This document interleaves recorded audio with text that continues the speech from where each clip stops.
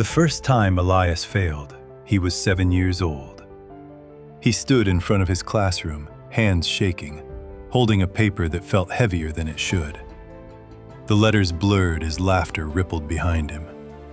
He forgot the words. All of them. His throat tightened and silence swallowed him whole.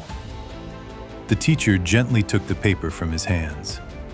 "It's okay," she said. But it didn't feel okay. That day, Elias learned something dangerous. Not from the teacher, not from the students, but from the quiet voice inside him that whispered, "Maybe I'm not enough." That voice would follow him for years. By 16, failure had become familiar. Too slow, too quiet, too average. He tried sports, cut from the team. He tried music, his fingers stiff, his timing off. He tried school, always almost good enough, never exceptional. People didn't say he would fail. They just didn't say he would succeed. And that silence was louder than any insult. At 23, Elias stood on a city bridge at midnight, watching headlights smear into rivers of light below.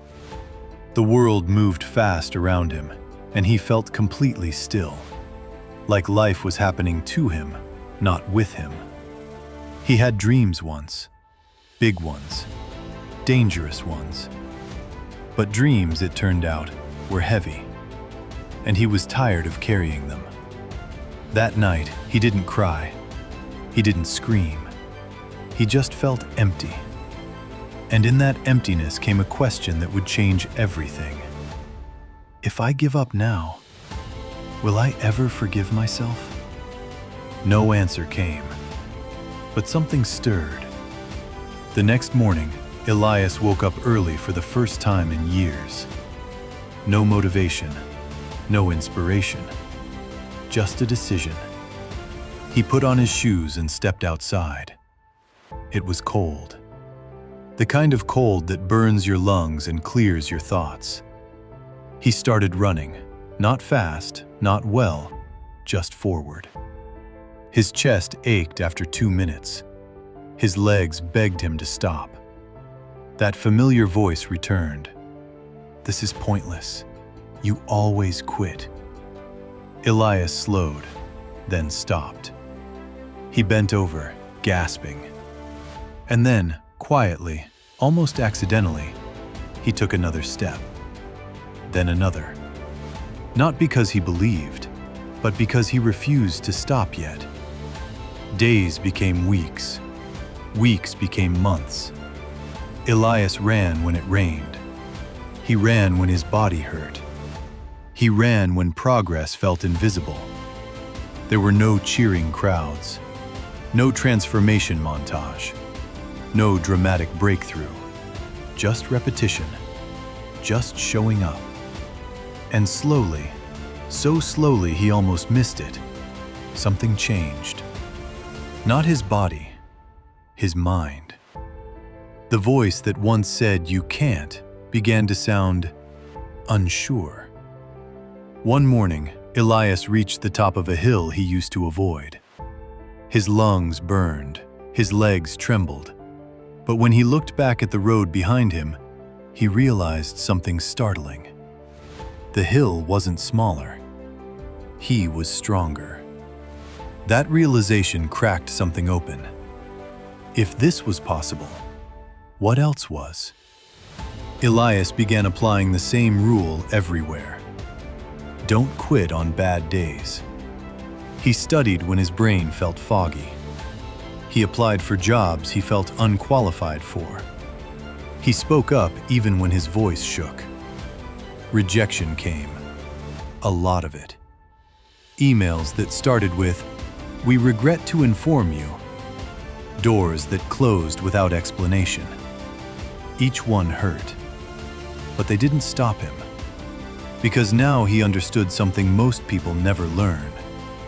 Quitting doesn't remove pain. It just delays purpose. Years later, Elias stood at the base of a real mountain. An actual one. The climb was something he had trained for, planned for, dreamed about. But standing there, it felt impossible. The peak disappeared into clouds. The wind cut through his jacket. His pack felt too heavy. Other climbers passed him, confident, experienced, loud. The old voice whispered again, "You don't belong here." Elias tightened his straps and stepped forward. The mountain was brutal. Every step was earned. Every breath was fought for. Halfway up, a storm rolled in. Visibility dropped. Cold seeped into his bones. His hands shook as he considered turning back. No one would blame him. No one would even know.